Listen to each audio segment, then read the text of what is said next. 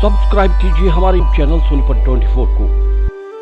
सबसे पहले लेटेस्ट खबरें देखने के लिए बेल आइकन को दबाइए। सोनीपत के गांव मोहम्मदाबाद में बने जैन मंदिर में 18 दिसंबर को दीक्षा समारोह का आयोजन किया जा रहा है, जिसको लेकर गांव में पहुंचे जैन मुनि उपेंद्र महाराज ने मीडिया से बातचीत की और उन्होंने कहा कि 18 दिसंबर को पहले तो दिल्ली के रहने वाली एक युवती को दीक्षा दी जाएगी और उसके बाद उत्तर प्रदेश से एक झांकी आएगी जो कि यहां पर पहुंचेगी।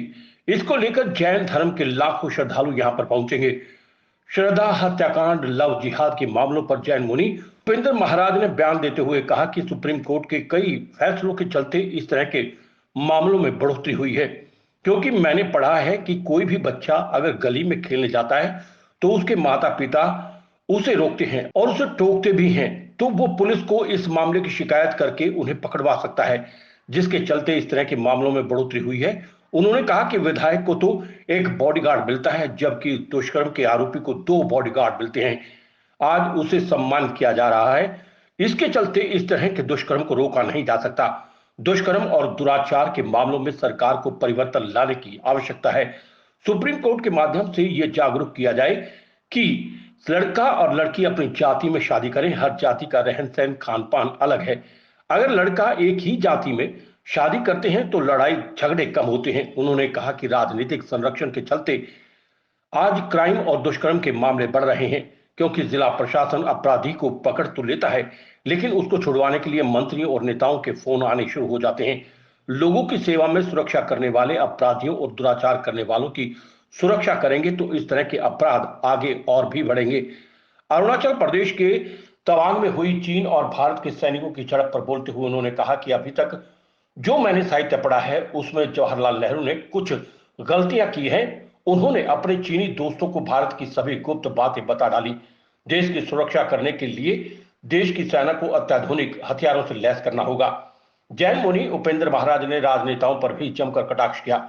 उन्होंने कहा कि भारत के 90% विधायकों और सांसदों को राजनीतिक शास्त्र का ज्ञान ही नहीं है।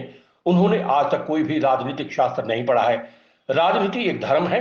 आजकल सभी सांसद और विधायक अपने अभिभाषण में गाली का प्रयोग करते हैं, जो कि सरासर गलत है।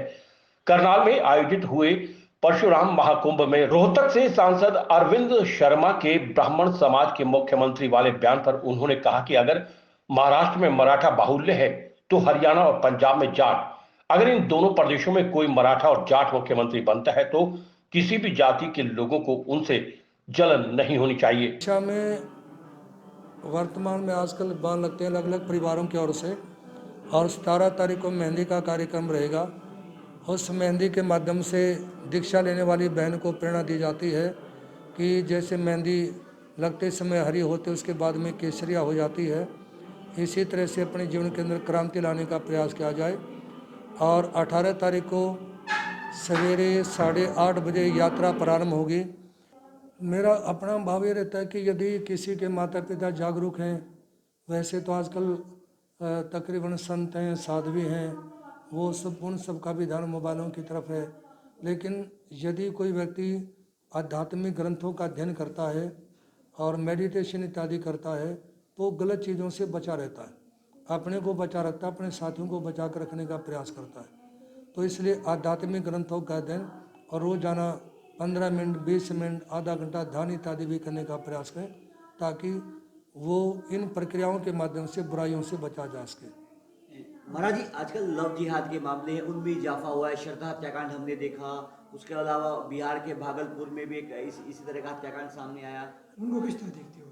इसके पीछे एक तो जो हिंदुस्तान की सुप्रीम कोर्ट है वो जिम्मेदार है, क्योंकि 4-5 वर्ष पहले मैंने समाचार पत्र में पढ़ा था कि चंडीगढ़ हाई कोर्ट ने और सुप्रीम कोर्ट ने प्रस्ताव पारित किए कि यदि कोई 12, 14, 15 वर्ष का लड़का है, लड़की है, वो अपनी गली मोहल्ले के किसी अन्य लड़के लड़की के साथ में घूमने के लिए जाता है और किसी बच्चे के घर आने के बाद उसके मम्मी पापा टोक देते हैं, तो वो उनकी दरख्वास्त दे सकते हैं, पुलिस अरेस्ट करवा सकते हैं। तो जब बच्चे इन चीज़ों के बारे में पढ़ेंगे, हमारे माँ बाप कुछ नहीं कह सकते, टोकेंगे तो उनको पुलिस ले जाएगी, तो बच्चे स्वतंत्र होंगे। दूसरा, सुप्रीम कोर्ट ने प्रस्ताव पारित किया है कि यदि अपनी गली में, मोहल्ले में अदर कास्ट में शादी करेंगे तो एक विधायक को 1 बॉडीगार्ड मिलता है और एक दुष्कर्म करने वाले व्यक्ति को 2 बॉडीगार्ड मिलते हैं 6 महीने तक, और 1 लाख रुपए उसको सम्मान दिया जाता है। तो रैप की घटना अपने आप ही घटित होंगी। जब रैप करने वाले को, चारित्रहीनता करने वाले को पुरस्कृत भी करते हैं और सुरक्षा भी देते हैं। जहाँ पे व्यक्ति को पुरस्कृत करेंगे और सम्मानित करेंगे दुराचार के लिए, तो उसको रोका नहीं जा सकता, रेप बढ़ेंगे। क्या जो रेप के जो मुकदमे हैं, जो मामले जो अभी विचाराधीन है, क्या उनमें कोई सख्ताई की जरूरत है सुप्रीम कोर्ट को महाराज जी? उसमें उसके अंदर भी सख्ताई की जरूरत है, और उसके अंदर सख्ताई के साथ साथ इन कानूनों में परिवर्तन आने की आवश्यकता है। मतलब मीडिया के माध्यम से भी ये प्रेरित किया जाए और कोर्टों के माध्यम से प्रेरित किया जाए कि ये सभी लोग अपनी कास्ट में शादी करें, क्योंकि हर एक कास्ट का वातावरण, उठ बैठ, खान पान, रहन सहन सब अलग अलग है। और वो यदि अपने ही कास्ट में शादी करते हैं तो लड़ाई झगड़े के केस कम होते हैं, तलाक के केस कम होते हैं, आपस में परिवारों के अंदर टूट फूट कम होती है, क्योंकि वहाँ पर वो ये जो बेमेल रिश्ते होते हैं उनमें आपस का उठना बैठना नहीं मिलता है, खान पान नहीं मिलता है, रहन सहन नहीं मिलता है, शिक्षा दीक्षा बराबर के नहीं होते हैं, तो वहाँ पर अव्यवस्थाएं ज़्यादा फैलती हैं, जिसका परिणाम निकलता है तलाक होना। श्रद्धा और आफ्ताब के मामले को किस तरह देखेगा? श्रद्धा और आफ्ताब के मामले को किस तरह देखेगा? इस तरह की घटनाएं घट रही हैं। श्रद्धा और आफ्ताब जो हत्याकांड हुआ, उसको लेकर आपका क्या नजरिया है? उसको लेकर के हमारा नजरिया है कि यदि व्यक्ति सदाचार के मार्ग पर चलता है तो वो इस टाइप के दुष्कर्म कर नहीं सकता। दूसरा, आज के समय में जो लोग इस तरह की चारित्रहीनता का कार्यक्रम करते हैं, शराब पीते हैं, नशा करते हैं, अपहरण करते हैं, दुराचार करते हैं, तो उसके लिए प्रशासन भी कुछ नहीं कर पाता, क्योंकि जब तक प्रशासन किसी अपराधी को पकड़ता है और वो उसको जेल में लेके जाते हैं, अपराधी जेल में नहीं पहुंचता उससे पहले मंत्रियों के फोन आने शुरू हो जाते हैं, इसको हाथ मत लगा देना, इसको कुछ कह मत देना। जब जिन लोगों की पब्लिक की सुरक्षा करने की जिम्मेवारी है और वो लोग यदि अपराधियों की सुरक्षा करेंगे,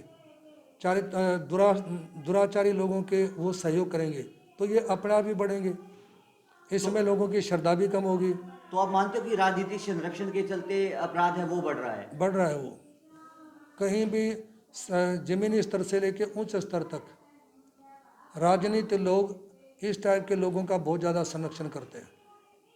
अभी तवांग, अरुणाचल प्रदेश के तवांग में गौलान घाटी जैसी घटना देखने को मिली, लेकिन भारतीय सैनिकों ने मुंह तोड़ जवाब है वो चीनी सैनिकों को दिया महाराज जी। उसको क्या नजरिया है आपका उस घटना को? उसमें यह कि एक तो जो मैंने अभी तक साहित्य पढ़ा उसमें जवाहरलाल नेहरू की कुछ गलतियां रही, जिन्होंने चाइनीज़ लोगों को अपना जो मित्र थे उनको लेते 1962 के युद्ध के दौरान हिंदुस्तान की सारी गुप्त बातें उनको बताई, और बहुत सारी जगह ब्रह्मा इत्यादि उनको दान में दे दिया गया, गिफ्ट में दे दिया गया सम्मानित करने के लिए। दूसरा, अब से पहले मोदी से पहले जो भी प्रधानमंत्री इत्यादि रहे और वर्तमान में भी पूरी तरह से जो भारतीय सेना को मिलना चाहिए, सुरक्षित हथियार मिलने हैं, अन्य जो चीज़ें हैं, अपनी सुरक्षा करने के लिए तो इन सब संसाधनों का आना जरूरी है। और वैसे अपन अपनी सीमा का उल्लंघन ना करें, क्योंकि शांति के लिए दोनों जरूरी है। हम भी किसी के साथ में अन्याय अत्याचार ना करें तो दूसरा भी जल्दी से हमारे साथ अन्याय अत्याचार नहीं करेगा। हम दूसरों को लड़ने के लिए बाध्य करेंगे, उनके साथ उनको उकसाने की कोशिश करेंगे, तो वहाँ अपने आप ही हिंसा बढ़ेगी। और यदि आप अपनी सीमाओं में रहते हैं तो कोई व्यक्ति जल्दी से हमारे को भी कुछ नहीं कहेगा। में जो देश में सांसद हैं, विधायक हैं, उनमें से 10% भी सांसद और विधायक ऐसे नहीं हैं जिनको राजनीति का ज्ञान हो।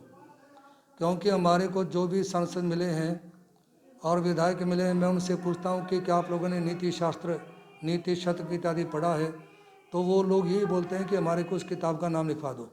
उन्होंने विदुर नीति के बारे में, नीति शतक के, चाणक्य नीति के बारे में या महाराजा भर्तृहरि के द्वारा लिखित नीति शतक के बारे में कुछ भी बोध नहीं है। वैसे देखा जाए तो राजनीति एक धर्म है, यदि किसी को राजनीति करनी आती है।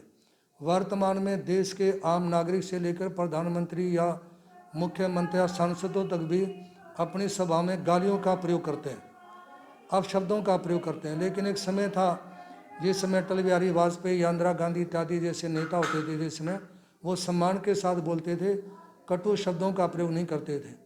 और जहाँ तक किसी भी प्रदेश के मुख्यमंत्री इत्यादि की बात है, तो यदि किसी प्रदेश में मान लो महाराष्ट्र में यदि मराठा ज़्यादा हैं और मराठा यदि मुख्यमंत्री बनता है तो दूसरी कौमों को परेशानी नहीं होनी चाहिए।